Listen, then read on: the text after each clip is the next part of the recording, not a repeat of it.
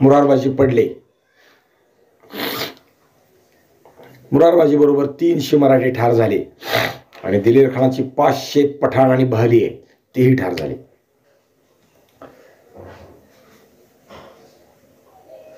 मुरारबाजीबद्दल म्हणजे आपण काल तो विचार केला की परके लोक बोलले की एक कैसा सिपाही खुदा ने पैदा किया. दिलेर खानाला ते वाटलं. म्हणजे खरोखर मुरारबाजीचा पराक्रम म्हणजे कोणाचा कमी आहे आणि कोणाचा जास्त आहे म्हणत नाही, पण मुरारबाजीचा विषय आपला आत्ता चालू आहे म्हणून विचार करतोय आपण की मुरारबाजीचा पराक्रम विलक्षण आहे. 700 लोकांनी शिजावं आणि 5000 सुलतान चालून येत आहेत त्यांच्यावर छापा घालावा. नवे 40,000 मोगलांची सेना आहे त्याच्यावर जाऊन छापा घालावा. दिलेर खानासारख्या योद्ध्यानं सुद्धा माघारी निघून जावं, छावणीत थोडा माघार घ्यावी आणि युद्धात पुन्हा येऊन पाठ थोपटण्याचा विचार करावा की तू आमची बाजू घे, तुला आम्ही सरफराजी करू, तुला बक्षीस देऊ.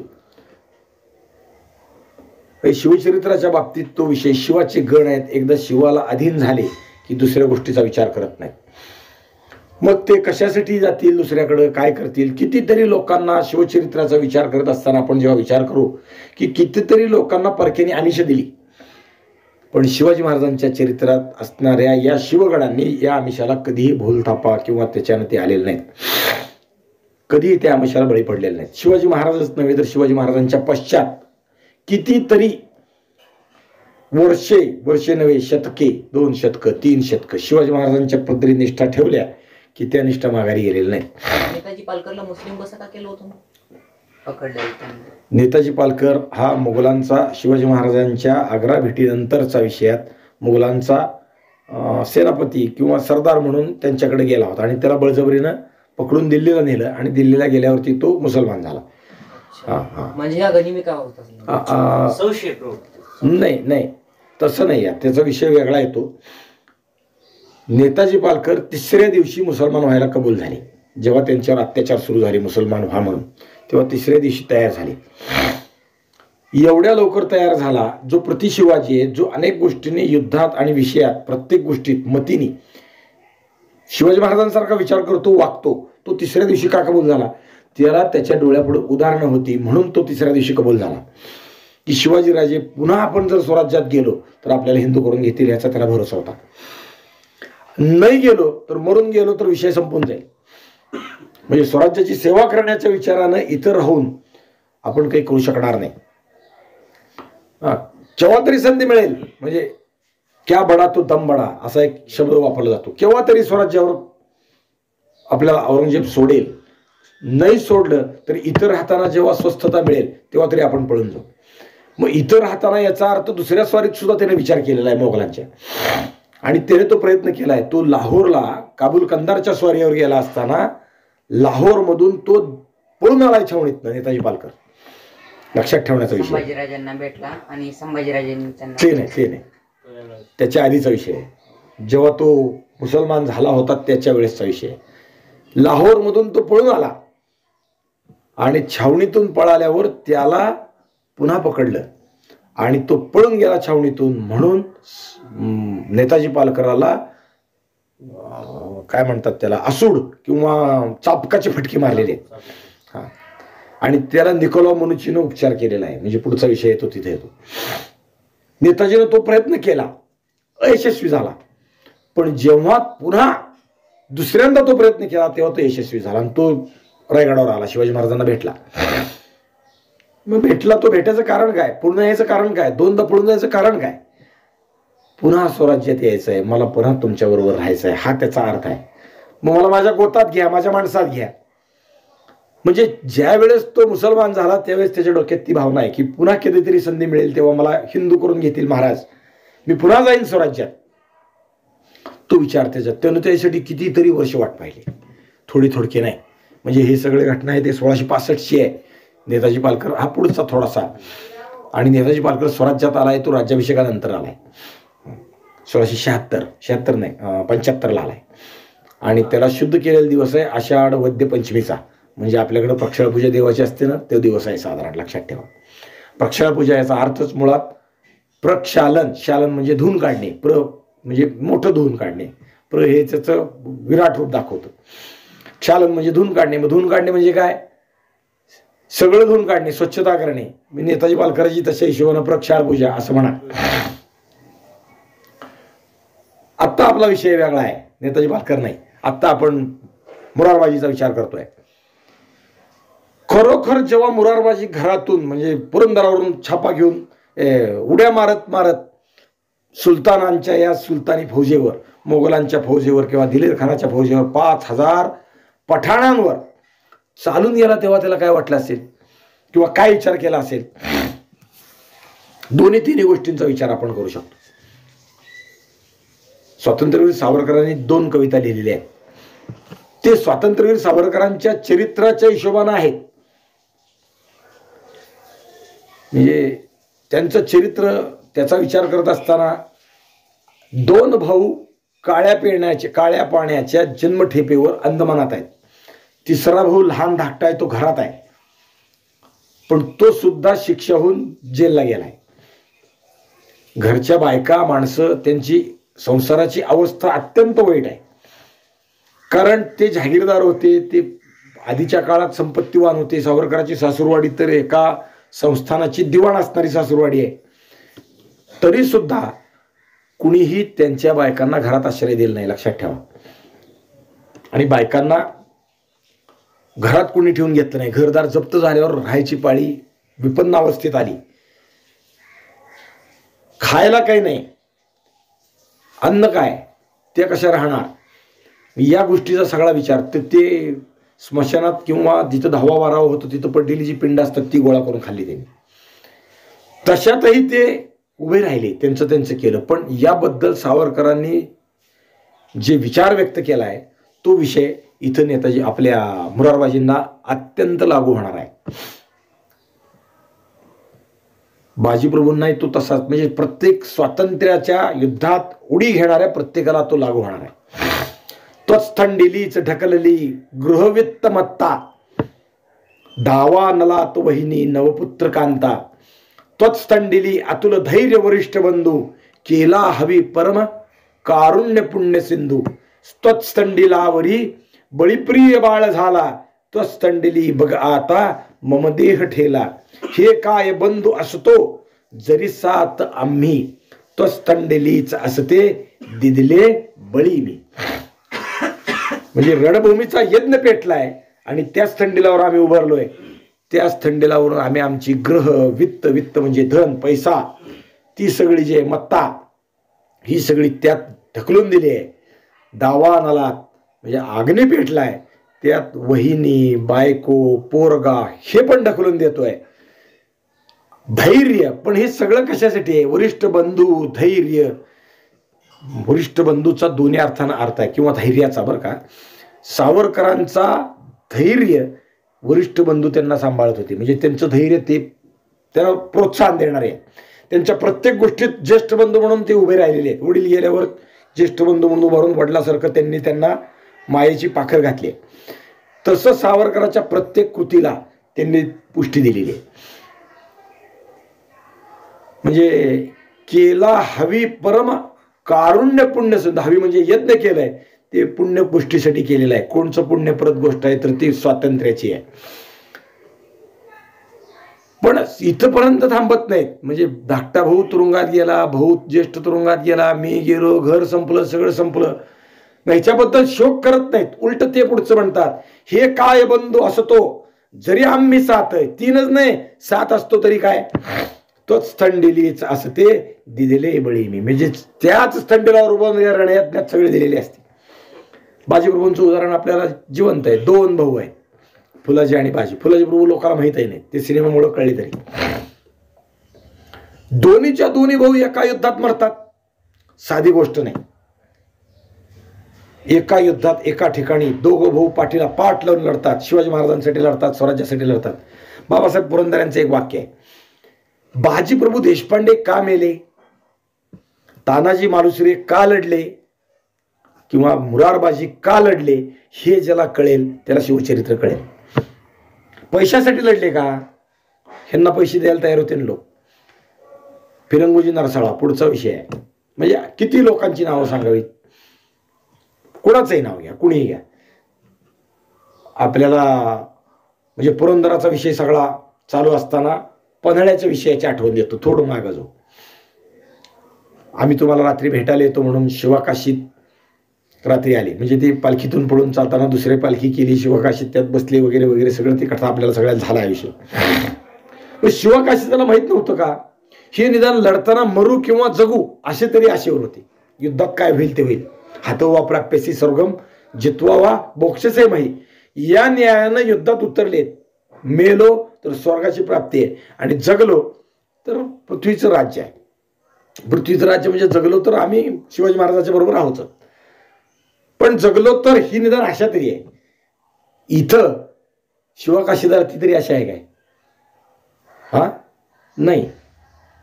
पण तरी सुद्धा त्यांनी पालखीत पाय ठेवला. पालखीत ठेवलेला त्याचा पाय हा मृत्यूच्या ओठात ठेवलेला पाय आहे, मृत्यूच्या तोंडात ठेवलेला पाय. ही पालखी सुखाची नाही आहे, ही क्षणाची पालखी आहे, पण चिरकाळाची मृत्यूची पालखी आहे. ती पालखी खांद्यावर घेऊन जात असताना आणि ते असताना काय काय किती गोष्टी. महाराजांच्या विषयी सोडून द्या, थोडासा घडीवर बाजूला ठेवा. त्याला काय वाटलं शिवकाशिताबद्दल, काय माझा माणूस मी स्वतःहून मृत्यूच्या खैद घालतोय, त्याला यात बसवतोय वगैरे वगैरे अनेक गोष्टींचं चिंतन करता येऊ शकतं. पण किंवा त्याला दुसरा विषय असा कृष्णचरित्रातला आपल्याला सांगता येऊ शकतो. हा, माया आणि चक्रपाणी फिरविले दोन्ही, बरोबर आहे का? कृष्ण जन्माच्या वेळेस ती माया फिरवली ना, इकडची तिकडे नेऊन ठेवली आणि तिकडचा कृष्ण इकडे आणून ठेवला, तुरुंगातला कृष्ण बाहेर ठेवला. म्हणजे कैदी असलेला मनुष्य मुक्त झाला, मुक्त असलेला बद्ध झाला. इथं तो विचार करा की शिवकाशीदाच्या आणि शिवाजी महाराजांच्या बाबतीत. शिवाजी महाराज पालखीत बसून बाहेर पडले कृष्णासारखं. ते दुर्डीत होते, पाण्यात होते. इथून ते बाहेर गेले आणि तिथून माया जन्मलेली इकडं पुन्हा तुरुंगात आणून ठेवली. हा शिवकाशीत त्या पद्धतीने विचार करा. दुसऱ्या पालखीत बसला म्हणजे ती पालखी परतीची, ती पालखी मृत्यूकडे जाणारी. त्याला काहीच माहित नाही. वसुदेवाला माहित होतं ना अपत्य जन्मला आहे म्हणून हा मारणार. फक्त आशा अशी होती की मुलगी आहे म्हणून सोडेल. शिवकाशीदाच्या बाबतीत तेही नाही, मारणार हे गृहीतच आहे. हा आपल्याला जिवंत ठेवणार नाही हेही गृहीत आहे.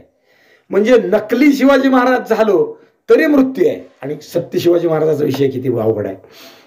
आणि त्यांचं ते स्वातंत्र्यासाठी या प्रत्येक गोष्टीचा विचार करतोय ना आपण. बाजी प्रभू फुलाजी प्रभू दोनच काय, पण जेवढे असतो तेवढे स्वराज्यासाठी दिले असते. सावरकर तो आदर्श घेऊन जगतात म्हणून ते तसं म्हणतात. तच थंडीलेच असं ते दिदले बळी मी, हे काय बंधू असतो जरी सात आम्ही, तीनच नाही 7 भाऊ जरी असतो ना तरी या स्वातंत्र्याच्या रणात, या स्वातंत्र्याच्या यज्ञात त्यांचा बळी आम्ही थंडीलावर दिला असता. म्हणजे जे काही आहे आपल्या जीवनाचं, जे काही आहे आपल्याला जे भगवंतानं दिलेलं आहे, ती प्रत्येक गोष्ट शिवाजी महाराज जसं वापरतात तसंच सावरकरांनी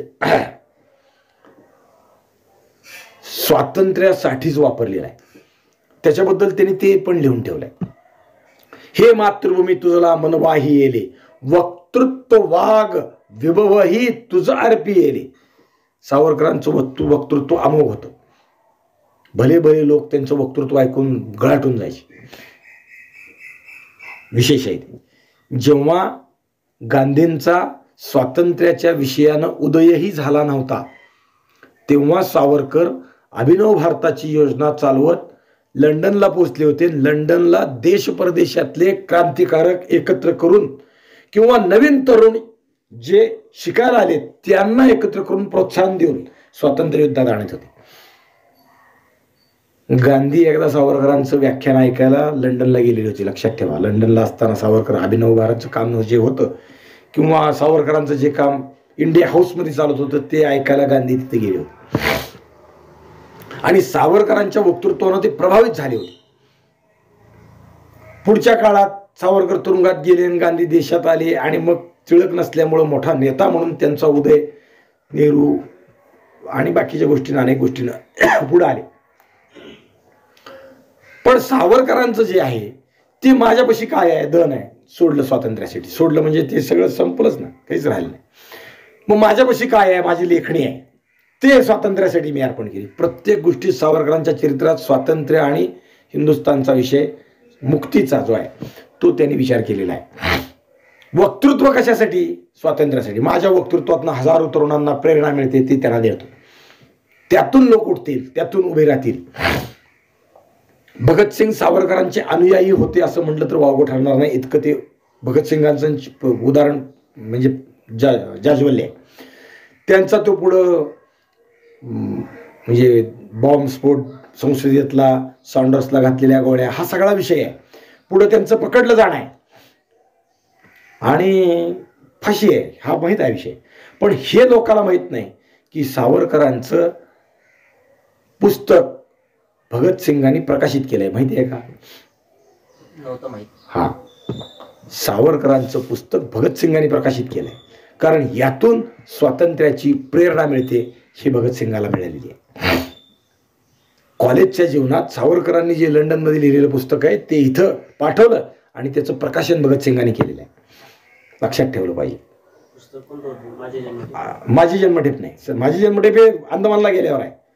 1910 नंतर, 1910 ते 1960 ही 50 वर्ष अंदमानची शिक्षा झाली. सावरकरांच्या म्हणजे काय म्हणतात त्याला, नशिबानं इंग्रजांना त्यांच्याबद्दल दया आली आणि मग त्यांना सोडलं म्हणजे सुमारे अंदमानमध्ये त्यांनी 18 वर्षापेक्षा जास्त काळ काढला. 1960 म्हटलं म्हणजे जवळपास स्वातंत्र्य मिळाल्याच्या नंतर ते पुन्हा भारतात आले. नाही, शिक्षेचा काळ आहे 10 ते 60, 2 जन्मठेप. पण सावरकर त्याच्या आधी अंदमानातून सुटले आणि त्यांना मग इथं आणून पहिल्यांदा रत्नागिरीला स्थानबद्ध करून ठेवलं, नजरकैद करून ठेवलं. तिथं काही काळ तुरुंगात होते. तिथून बाहेर आले आणि बाहेर आल्यावर 36 सालानंतर ते मुक्त झाले. 1910ला त्यांना अटक झाली. ब्रायटनच्या समुद्रकिनाऱ्यावरून माघारी येताना इंग्लंडमध्ये धरलं आणि तिथून समुद्रमार्गे हिंदुस्थानात आणलं. इथं मुंबई हायकोर्टात त्यांच्यावर खटला चालला. 2 जन्मठेपेची शिक्षा झाली आणि इथून त्यांची रवानगी अंदमानच्या तुरुंगात झाली आणि अंदमानमध्ये ते सुमारे 18 वर्ष होते. म्हणजे 1910 ते 1928, 26 ते 28च्या दरम्यान त्यांची सुटका झाली. अनेक गोष्टीत लोक असं म्हणतात की त्यांनी ते दयेचे अर्ज केले वगैरे. शिवाजी महाराजांच्या चरित्राचा उदाहरण घेता येण्यासारखं आहे.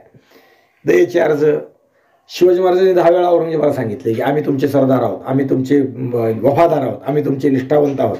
हे खरं होतं का? जे करायचे ते इप्सित साधण्यासाठी या गोष्टी कराव्या लागतात. हा झाला एक भाग. दुसरा भाग की ज्यांना दयेचे अर्ज केले म्हणणारे जे लोक आहेत त्यांनी सावरकरांबद्दल शत्रू काय विचार करतो विचार करा. त्यांनी केलेल्या एकाही अर्जाला दयेचा अर्ज म्हणून शत्रूंनी दया दिलेली नाही. लक्षात ठेवण्यासारखं, सावरकर हे विश्वास ठेवण्याच्या योग्यतेचे नाहीत असं त्यांचं मत आहे. हे सांगतील, बोलतील एक, पण तेवढे भरोशाचे हे नाही. कारण हे आत्तापर्यंत यांचं चरित्र हे ब्रिटनची सत्ता उघडून टाकण्यासाठीचं काम करणार आहे, त्याचा विचार ब्रिटन करतं. त्यांच्या गुप्तहेराचे रिपोर्ट तसे आहेत. सावरकर ज्यावेळी हिंदुस्थानातून इंग्लंडला गेले त्यावेळेस पासून किंबहुना त्याच्या आधीपासून सावरकरांच्या मागे हेर आहेत. लक्षात ठेवा, वयाच्या 20व्या वर्षापासून. आणि मग ते सगळ्या गोष्टी माझ्या कशासाठी अर्पण करतोय? माझ्यापासलं धन आहे, माझी शक्ती, शरीर आहे, माझं वक्तृत्व आहे, माझी लेखणी आहे, हे सगळं माझ्या देशाप्रती आहे. हा जो भाव आहे तो भाव सावरकरांना कुठून आला असेल तर तो शिवचरित्रातून आला असेल. सावरकरांच्या चरित्रात शिवाजी महाराजांचा ठसा खोलवर आहे, लक्षात ठेवला पाहिजे. भगतसिंगांच्या चरित्रात तो आहे. शिवाजी महाराज त्यांचा आदर्श आहे. तुम्ही ते चरित्र वाचा, भगतसिंगांचं जीवन चरित्र वाचा. शिवाजी महाराज त्यांचा आदर्श आहे. कितीतरी लोकांनी शिवाजी महाराजांचा आदर्श ठेवलेला आहे, कितीतरी, हजारो लोक. नेताजी सुभाषचंद्र बोस, प्रेरणा कुठून मिळाली पळून जायची?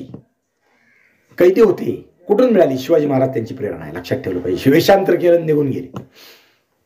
हे मातृभूमी तुझला मनवाही येले, वक्तृत्व वाघ विभव हे तुझा अर्पी येले, तू तेची अर्पिली कविता रसाला, लेखाप्रती विषय तूच अनन्य झाला. कविता कशासाठी? सगळं तुझ्यासाठी. म्हणजे अनेक गोष्टींचा विचार तसा करा. ते ब्रिटनच्या किनाऱ्यावर पण स्वातंत्र्य सावरकर उभे होते. हो पाठीमागे निरंजन पाल उभे होते. हो त्यावेळेस त्यांच्या तोंडातून काव्य निघालं, नेम जशी नेम परत मात्र कशासाठी? प्राण तर म्हणजे समुद्र बघून काय आठवतो? समुद्र बघून शिवाजी महाराजाला मातृभूमी आठवते. मला पुन्हा माझ्या देशाला नेणारा तारू तुझ्यातून येतो म्हणून तुझ्याकडून जाण्यासाठी विनंती. असं आहे ते शरद पोंक्षेनी ते सांगितलेलं नाही का त्या संदर्भात. हो हो खूप छान बोलेल. जसं समुद्राला म्हणले की तू चल माझ्यासोबत, समुद्राने तू म्हटला मला समुद्रा की चल माझ्यासोबत, तुला जगाची सैर करून आणतो, पण आता तू परत मला न्यायला तयार नाही, माझं डोकं फिरू नको, मी त्या मातीतला आहे. बृहस्पतीला राग आल्यानंतर एका अगस्ती, बृहस्पती नाही अगस्ती, एक जो आचमनी एक फळी तुझ प्याला सागरा प्राण तळवा, मी त्याचा वारस आहे. अगस्ती असा आहे की एका आचमन म्हणजे त्यांची मनीषा केवढी मोठी आहे. देश स्वातंत्र्यासाठी मला परत मातृभूमीला जायचं आहे, पण तू जर आडवा येत असशील मला तिथं नेत नसशील, मला दुसरीकडे सैर करायला नेत असशील, माझं मन दुसरीकडे गुण तू पाहत असशील, तर अगस्तीचा मी वंशातला आहे, पुन्हा तुला एका पळीत पिऊन टाकेन. एवढी मोठी मनीषा असावं लागते. स्वप्न सुद्धा उत्तुंग असली पाहिजेत.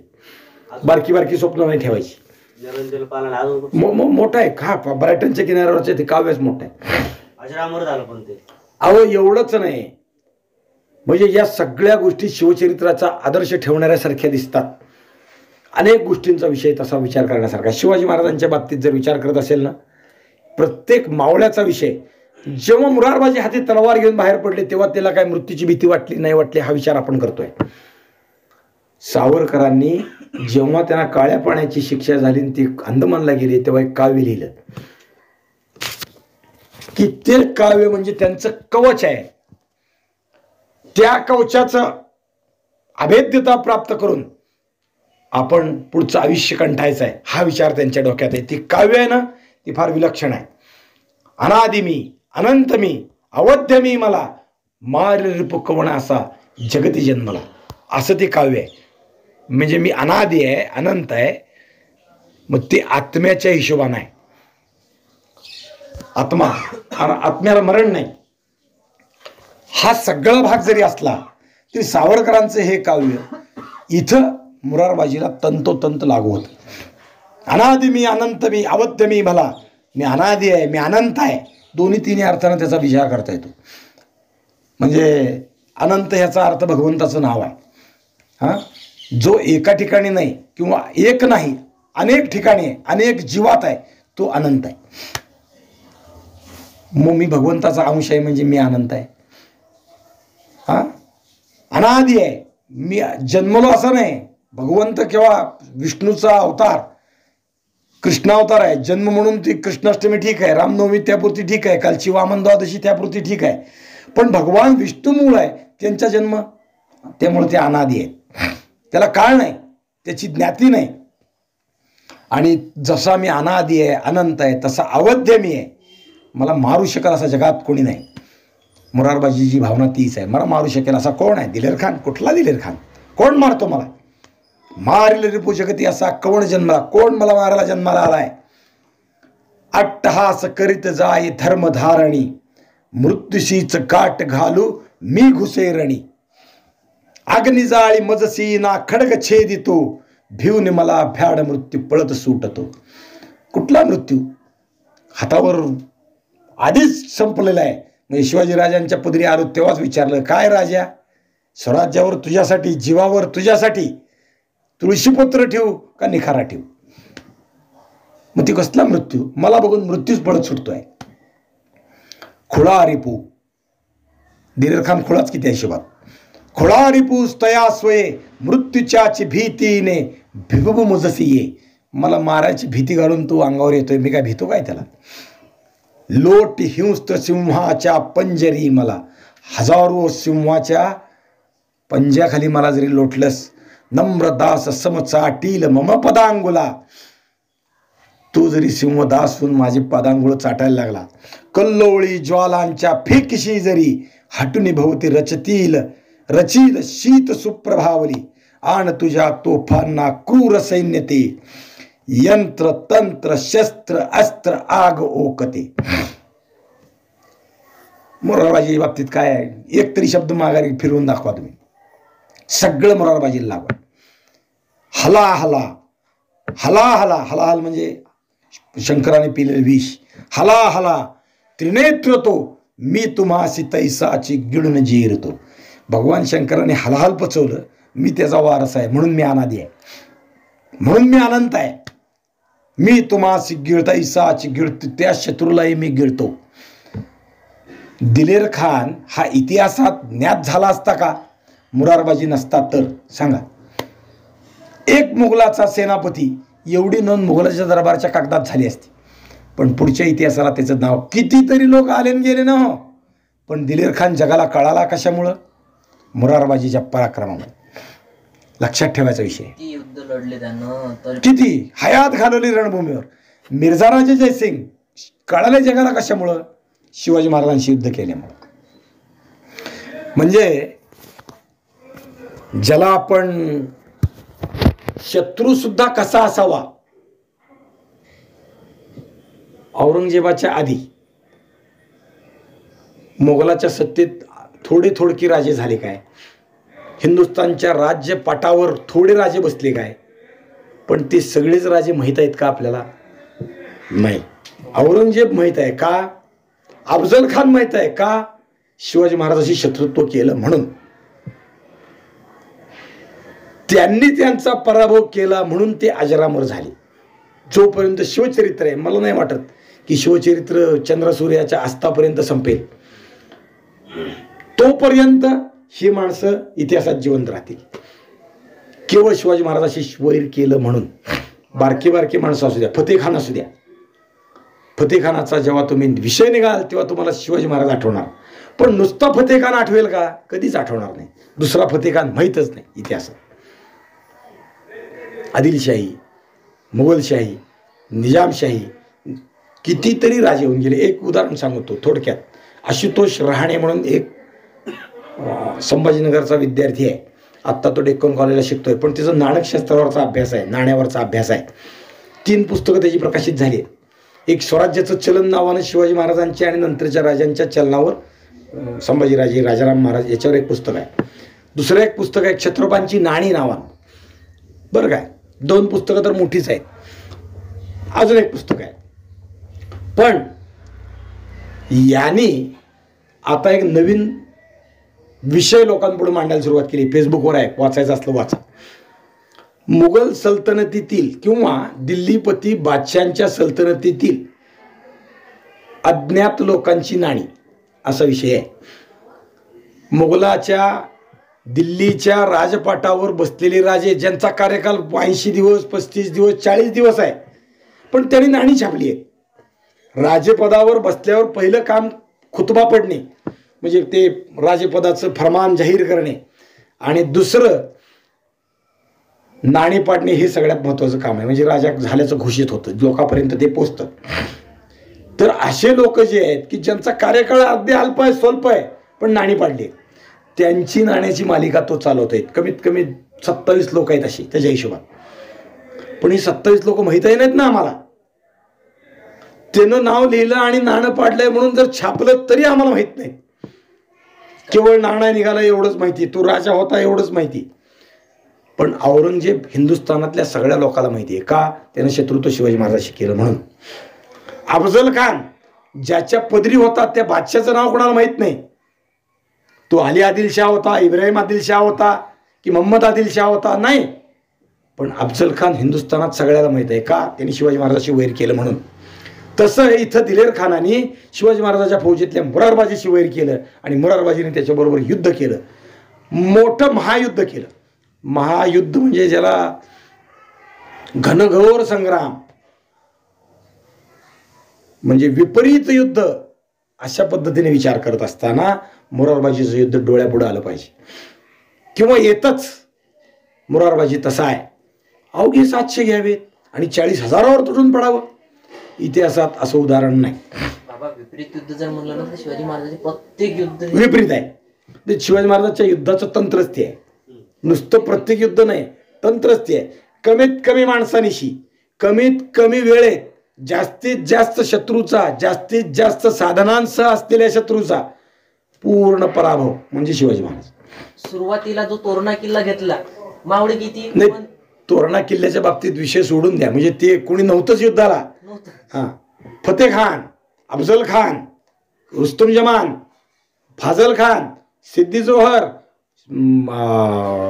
शाहिस्ते खान, नामदार खान, उझबेक तो काय कारतलब खान. बघा, विचार करा किती लोक घेऊन गेले शिवाजी महाराज. प्रत्येक युद्धामध्ये किती लोक घेऊन गेले. प्रत्येक वेळी माणसं कमी आहेत. 300, 1000, 500 संपलं. अहो, औरंगजेबाच्या सैन्यात, औरंगजेबाच्या घरात, आग्र्यात शिवाजी महाराज गेले, त्याचा विचार करा किती लोक नेले. काय फक्त 15-16 असेल. नाही, आग्र्याला गेलेली संख्या जास्त आहे. शिवाजी महाराज भेटायला गेले ना, ती विषय करा. पण एकही माणूस गमावला नाही, एकही माणूस तिथं ठेवला नाही, एकही माणूसच नाही तर बरोबर नेलेली संपत्ती सुद्धा शिवाजी महाराजांनी माघारी आणली. लक्षात ठेवा, तुम्हाला माहित नसेल तर ते विचार करण्यासारखं आहे.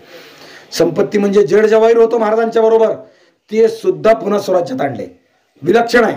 माणूस सुटून येणं अवघड, तिथं सगळं आणावं. बरोबर हत्ती नेला होता, हत्ती सुद्धा माघारी आणला. कसं काय आणला? थक्क करणारा विषय. औरंगजेबाची भेट हा विषयच मुळात थक्क करणार आहे. कुठला गोष्ट शिवचरित्रात थक्क करणार नाही आहे. एक एक विषय ना, त्याच्यावर एक एक प्रबंध होतील, एवढं मोठं आहे. आपल्या पदरी असलेल्या कवींद्र परमानंदाला हत्ती आणि जवाहीर दान दिलं. आता निघून तिथं काय, आता तुमच्यापाशीच मला राहायचंय, काय करायचंय ठेवून, या माणसाला दान देतो म्हणले. औरंगजेबाने संमती दिली, परवानगी दिली, देऊन टाकलं. आणि परमानंदाला सांगितलं जावा, खाजगीत सांगितलं स्वराज्यात जावा. लोकांना वाटलं जावा म्हणजे आता कुठेही जावा, एवढं धन मिळालं, आताही मोकळा झाला. परमानंद निघाले, आले. दुर्विलासानं परमानंदाला पकडले गेलं. लक्षात ठेवा, राजस्थानात असताना परमानंद परतीच्या वाटेवर पकडले गेले. आणि पकडणारी माणसं मिर्झा राजाची होती, राजस्थानातली होती. मिर्झा राजाच्या त्या विभागात, त्यांच्या राज्यात पकडले गेले. त्या माणसाने एक हुशारी केली, किंवा ती त्यांची रीत आहे. आता या शिवाजीच्या माणसाला पकडलंय, मी काय करू? बादशाला नाही विचारलं, आपल्या राजाला विचारलं, मिर्झा राजांना विचारलं की हा शिवाजीचा कवी आहे, शिवाजी पळून गेला, औरंगजेबाची फरमान आहेत आणि आम्ही याला पकडले आहेत. हा हत्ती आणि त्याच्याबरोबर धन आहे, त्याच्यासह त्याला पकडले, काय करू? मिर्झा राजांनी विचार केला आणि सोडून द्या म्हणून सांगितलं. लक्षात ठेवा, म्हणजे लक्षात ठेवायचे काही खूप अर्थ आहेत. मी वेगळ्या पद्धतीने एक विचार व्यक्त करणार आहे. सगळं जेव्हा आग्र्याचं विषय संपेल त्यावेळेस. आग्रा भेट कशासाठी, मिर्झा राजा आणि शिवाजी महाराजांचं काही यातलं कपट होतं का, हा विचार मला त्यावेळेस अनेक गोष्टीतून जाणवतो. त्याची कारणच मीमांसा आहे. सोडून दिलं आणि कवींद्र परमानंद पुन्हा स्वराज्यात आले, हे ज्ञात आहे. म्हणून त्याचा अर्थ शिवाजी महाराज माणसासकट आणि बरोबरच्या धनासकट, हत्ती घोड्यासकट माघारी आले, हा विषय आहे. मुरारबाजीचा विषय आपला चाललाय, तोच थंडीली ढकलली मित्ता, हा सगळा विषय आहे. अनेक गोष्टींनी मुरारबाजीचा तो विषय आपण विचार व्यक्त करतोय. कसं दिलेर खान इतिहासात अजरामर झाला का, मुरारबाजी बरोबर लढला म्हणून. तसं मिर्झा राजे अजरामर झाले का, शिवाजी राजांबरोबर लढले म्हणून. नुसत्या औरंगजेबाच्या पदरी असलेल्या पहिल्या 46 वर्षाचं मिर्झा राजाचं लष्करी जीवन लोकाला ज्ञात आहेच का, याचा विचार करा. शिवाजी महाराजांबरोबर ते लढायला, युद्धाला आले आणि तिथून पुढचं लष्करी त्यांचं सगळं जीवन, त्यांच्या मृत्यूपर्यंत हे आपल्याला ज्ञात आहे, कळू शकतं. का तर ते शिवाजी महाराजांच्या बरोबर लढले म्हणून. म्हणजे आपला विचार त्या दृष्टीनं करतोय. आणि हे काय, मगाशी म्हणाल तसे शिवाजी महाराजच का, अनेक गोष्टींनी पहिल्या सुरुवातीचे 2-4 दिवस तो विचार आपण शिवाजी महाराजच का, अनेक गोष्टी. जीवनाचा आदर्श ठेवून जर जगायचं असेल तर केवळ आणि केवळ शिवाजी महाराज असतील तरच जीवन यशस्वी होऊ शकतं. कोणत्याही अंगाने जा, मातृपूजक शिवाजी महाराज म्हणून जा, पितृपूजक शिवाजी महाराज म्हणून जा, ज्येष्ठांचा आदर राखणारे शिवाजी महाराज म्हणून जा, कनिष्ठ आपल्या पदरी असणाऱ्या नोकरांनाही त्यांच्या इतमामानं वागवणारे, म्हणजे कनिष्ठ आहे, नोकर आहे म्हणून कधीही शिवाजी महाराजांनी कोणाला हेटाळणी केली नाही.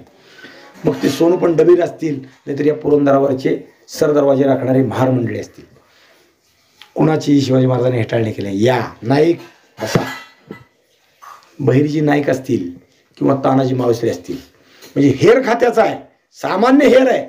हेर खात्यातला मनुष्य एकदम हेर खात्याचा प्रमुख होत नसतो. त्याची कधी हेटाळणी केली नाही शिवाजी महाराजांनी. शिवाजी महाराजांनी हेटाळणी केली, पण कोणाची? जे स्वराज्याच्या विरोधात आहेत त्याची. मग तो खंडोजी खोपडा आहे का विचार केला नाही, रंगोत्रेमल वाकडे आहे का ह्याचाही विचार केला नाही. एक रंगोत्रेमल वाकडे एका माणसासाठी शिवाजी महाराजांनी जावळीवर छापा घातला. विचार करा, त्याला तू आश्रय दिला म्हणून छापा घातला. बायकाच्या बाबतीत असा विचार व्यक्त करणारा राजा पहिला. एका बाईबरोबर अनाचार केला, व्यभिचार केला, एका विधवेबरोबर तो व्यभिचार घडला म्हणून जावळीवर शिवाजी महाराज. तात्कालिक कारण असू द्या, पण कारण ते आहे, रंगोत्रेमल वाकडेला तू आश्रय दिलास का? स्वराज्यात हे चालणार नाही. म्हणजे स्वराज्यात गुन्हा करून दुसरीकडे जाणाऱ्या माणसाला सुद्धा शिवाजी महाराज सोडत नाही. नुसत्या माणसाला नाही, जे इंद्राय स्वाहा तक्षकाय स्वाहा, माहित आहे ना. तक्षक जर यज्ञात येत नसेल तर त्याला देणारा आश्रय देणारा इंद्र तो सुद्धा इथं हवेत आणून टाकतो. शिवाजी महाराज तसे आहेत. मग ते त्यांचे लोक आहेत. मुरारबाजी तसा आहे. अनादिमी ते मारेल रिपू कोण? दिलेर खान कुठला काढलाय? अस्त्र शस्त्र अग्नी यंत्र तंत्र कुठलंही असं नाही जगात की जे माझ्यावर चालेल आणि माझा मृत्यू घडवून आणेल. क्षणभरासाठी असा विचार करा, युद्धात मुरारबाजी पडले, ठार झाले, माणसाचं लौकिक आयुष्य संपलं, पण एका गोष्टीमुळे मुरारबाजीचं आयुष्य चिरंतन झालं. का? शिवाजी महाराजांची साथ स्वराज्यासाठी धरली म्हणून. बाकी काय कमी लोक मेले काय? इतर लोक, युद्धाचा विषय सांगत नाही मी, इतर गोष्टी थोडे लोक, दिलेर खानाच्या अत्याचाराने काही थोडे लोक मेले असतील काय? स्वराज्याच्या बाहेरचे मेले, पण हाती तलवार घेऊन दिलेर खानाला आडवा उभा राहिला म्हणून मुरारबाजी इतिहासात अजरामर झाला. मुरारबाजी बरोबरचे 700 लोक कोण होते माहीत नाही, नावं सुद्धा उपलब्ध नाहीत. पराक्रम करायचा आणि मरून जायचं एवढंच उपलब्ध आहे. एक मुरारबाजीचा पुतळा म्हणजे 701 लोकांचा पुतळा आहे. एक मुरारबाजीचा पुतळा म्हणजे स्वराज्यातल्या प्रत्येक वीराचा पुतळा आहे. मग त्या पुतळ्यात तानाजी मालुसरे सुद्धा अंतर्भूत आहेत. त्या पुतळ्यात शिवा काशीद अंतर्भूत आहे. त्या जागेचं स्थान म्हणून, महात्म्य म्हणून मुरारबाजी तिथं असेल, पण शिवा काशीद जरी पन्हाळ्यावर असतील ना तरी त्यांच्यात शिवाजी महाराजांचे सगळे गण त्या पुतळ्यात अवतीर्ण आहेत. म्हणजे जसं विश्वरूप दर्शन आपण भगवंताचं करतो तसं विश्वरूप दर्शन एकेका पुतळ्यात आपल्याला. हे हा नुसता तानाजी मालुसरे नाही आहे, यात तानाजी मालुसऱ्याबरोबर सूर्याजी आहे, शेलार मामा आहे, त्याचा पोरगा आहे, बरोबरचे सैन्य आहे, यात सगळे आहे. हा विचार आपण करता आला पाहिजे, हा विचार आपण शिकला पाहिजे, तर शिवचरित्र आपल्याला कळायला सुरुवात होते. आम्ही किल्ल्यावर जातो, आम्ही एखादा किल्ला पाहतो आणि लोक उद्ध्वस्त होऊन बाहेर पडतात. हा पडलेला, उद्ध्वस्त झालेला, खिंडार झालेला किल्ला पाहून काय आहे यात? कारण त्यांच्या दृष्टीची झेप तिथपर्यंत पोहोचलेली नसते की यात काय आहे हे कळत नाही. हा दुर्दैव आहे. जेव्हा दृष्टी बदलेल, आणि ती दृष्टी बदलायसाठी हे शिवचरित्राचं पारायण, हे शिवचरित्राचं सांगणं. शिवचरित्र गप्पा मारायसाठी किंवा गोष्टीसाठी नाही, राष्ट्रभक्तीनं प्रेरित होण्यासाठी जे आवश्यक आहे ते शिवचरित्रात आहे, ते कळण्यासाठी म्हणून शिवचरित्र. सुरुवात आपली त्या हिशोबाने झाली. मुरारबाजी कशासाठी, काय युद्धात पडले, त्यांचा भाव काय आहे? तोच थंडेलीचा हा त्यांचा भाव आहे. अनादिमी मी मेलो, मला मारणाऱ्या जगात कोणी जन्माला आला नाही, कारण मुरारबाजीवरती या भूमीचा संस्कार आहे, भगवद्गीतेचा संस्कार आहे. नयनम छंदंती शस्त्राणी नयनम दहती पावका. हा, कुठलंही शस्त्र मला मारू शकणार नाही, कुठलंही अस्त्र मला मारू शकणार नाही, अग्नी मला जाळू शकणार नाही. मग मला कशाची भीती? मुरारबाजीच्या समोर दिलेर खान येऊ दे, नाही तर साक्षात औरंगजेब येऊ दे, मी कुणाला भेट नाही. त्याने पैशाचं ताट देऊ दे, नाहीतर मोहरा भरलेला खजिन्याचा काय म्हणून पेटारा देऊ दे, मी त्याला मुकत नाही. कविभूषणाच्या चरित्रात असंच एक उदाहरण आहे बरं का, लक्षात ठेवा. कविभूषण एका दरबारात, आता सगळंच डिटेल सांगितलं मी की तुम्ही पुढचं ऐकायला थांबणार नाही. कविभूषण एका राजाकडे दरबारात गेला. कविभूषणाचा पण प्रतिज्ञा अशी होती की हे मुघल या आमच्या लोकांना त्रास देतात, त्यामुळं यांचं कौतुक मी करणार नाही. जो स्वाभिमानी राजा आहे, जो सत्वानं जगतोय, जो स्वराज्यासाठी जगतोय त्या राजाचंच मी कवन करेन. एका दरबारात तो गेला आणि त्या दरबारात काही काव्य केलं. तो व्युत्पन्न पंडित होता, तो शीघ्र कवी होता. काव्य केलं आणि राजा खुश झाला आणि खुश झालेल्या राजाने त्याला मोहराचं ताट दिलं. हा कवीचा सन्मान आहे, आनंदाचा विषय आहे, झालं. पण इथंच खरी गोष्ट घडली. राजानं ताट दिलं आणि राजाला घमेंड आली. कविवर्य, एका कवनासाठी एवढं धन देणारा राजा कधी तुम्ही पाहिलाय काय म्हणलं? लक्षात आलं का? हा, राजाचं ते मन वाटणं स्वाभाविक आहे. एवढं धन देणारा राजा तुम्ही कधी पाहिलाय काय? तुम्हाला कधी हिंदुस्थानात दिसलाय काय? आणि कवीचा कवीपणा जागा झाला, त्याचं सत्व जागा झालं. हा, आणि त्या कविभूषणानं ते ताट हातात घेतलं होतं, ते असं राजापुढे भेकावून दिलं. दिलेलं ताट, दिलेलं धन असा भिरकावून देणारा कवी तू कधी पाहिलाय काय म्हणून देऊन घ्या. मुरारबाजी पुढं असंच धनाचं ताट दिलेर खानानं दिलं. तुझी कौतुक किंमत करतो ये माझ्या पदरी. आला नाही. मुरारबाजी आणि कविभूषण एका गोत्राचे असं म्हटलं पाहिजे. सत्व जागा असलं की लोकांचं खरकट खायची वृत्ती निर्माण नाही होत, लोकांच्या आश्रयाखाली राहायची वृत्ती निर्माण नाही होत. किंबहुना त्या भावनेनंही तिकडे पाहिलं जात नाही, वृत्ती निर्माण होणं लांब. कविभूषण त्यातलेत, कारण ते शिवगणातला एक भाग आहे, लक्षात ठेवा. कविभूषणाची प्रतिज्ञा होती म्हणून कविभूषणाचे वडील आणि त्याचा एक बंधू ही राजकवी होती. त्यांनी त्याला औरंगजेबापुढे उभं केलं एकदा. हा भाऊ आहे माझा, हा माझा पोरगा आहे, हा कवी आहे. औरंगजेबाने त्याला कविता म्हणण्याची विनंती केली. पहिल्यांदा त्याने अभय मागितलं. लक्षात ठेवा, कविभूषणानं अभय द्या, दिलं अभय म्हणले. आणि कविभूषणानं काव्य केलं, त्याची प्रतिज्ञा होती, त्याला बंधून त्यानं काम केलं. राजपूत राजे जे आहेत ना, ते सगळ्यांची नावं घेतली. कोणी काय, कोणी काय, कोणी म्हणजे फुलाची रूपं घेतली. कोणी मोगरा आहे, कोणी जाई आहे, कोणी जुई आहे, कोणी गुलाब आहे, कोणी निशिगंध आहे, कोणी शेवंती आहे. आणि औरंगजेब राजा म्हणजे भुंगा आहे. या राजांकडून कररूपानं, म्हणजे भुंगा जसं प्रत्येकातून मध घेतो तसं या सगळ्या राजांकडून तो कररूपानं मध खातो. औरंगजेबाला आनंद झाला आणि त्या कवीनं शेवट सांगितलं, चंपक शिवराज आहे. चंपक म्हणजे चाफ्याचं फूल, ते शिवाजी महाराज आहेत. अनेक फुलाला राजपूत राजाचं नाव दिलं, पण शिवाजी महाराजाला चाफ्याचं वर्णन दिलं, कारण चाफ्यावर बसून त्याचा मध भुंग्याला खाता येत नाही. लक्षात ठेवा, आहे उपलब्ध, देतो लिहून सगळं. चंपक शिवराज हे त्याचं शेवटचं कडवायचं चरण आहे. कारण ह्या सगळ्याची जातकुळी, ह्या सगळ्याचं गोत्र आता लोक संकुचित विचार करतात. जातकुळी म्हणले की माझी जात. हा, तसं नाही.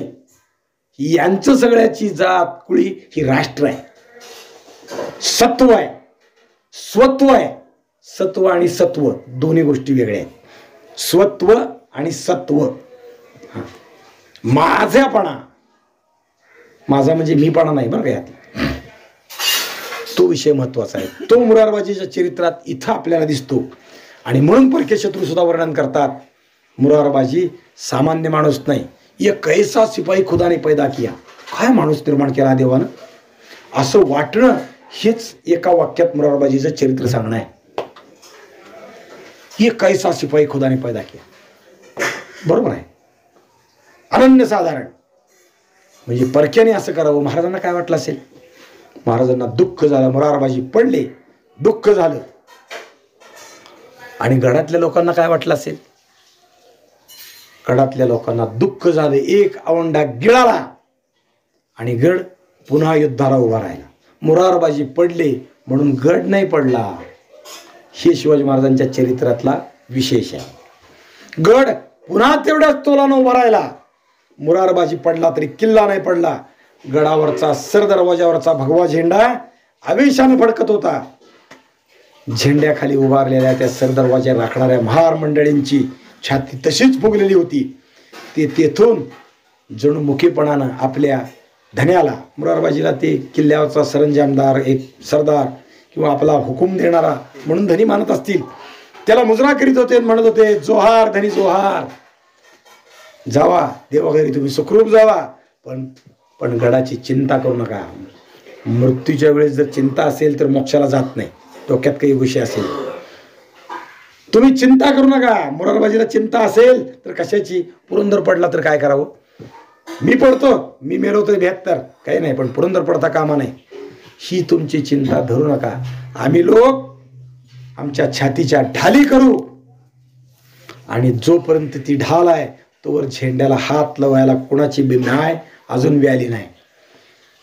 आम्ही महाराजची माणसं म्हणजे महाराजांची माणसं. बिनघोर स्वर्गाला जा, माग वळून बघू नका. आमच्या काळजात गड अल्लत ठेवलाय. आमचा जोहार घ्या धनी, आमचा जोहार. खरोखर पुरंदराचा सरदरवाजा मोगलांना अजून मिळाला नाही. पुढचा इतिहास पुढचा आहे. अनेक गोष्टी आहेत. लढून तर मिळालाच नाही. शिवाजी महाराजांनी पुढे तह केला आणि पुरंदर तहात दिला. लक्षात ठेवा. मग पुरंदरावरची मराठी उतरली. तोपर्यंत गडावर भगवा झेंडा. मोरारबाजीसाठी म्हणजे एकट्या मोरारबाजीसाठी नाही, स्वराज्याच्या हितासाठी ते लढत होते, ते राखत होते. तो सगळा पुढचा भाग आहे. तो जो विषय आहे तो आपण उद्या पाहू. पुंडलिक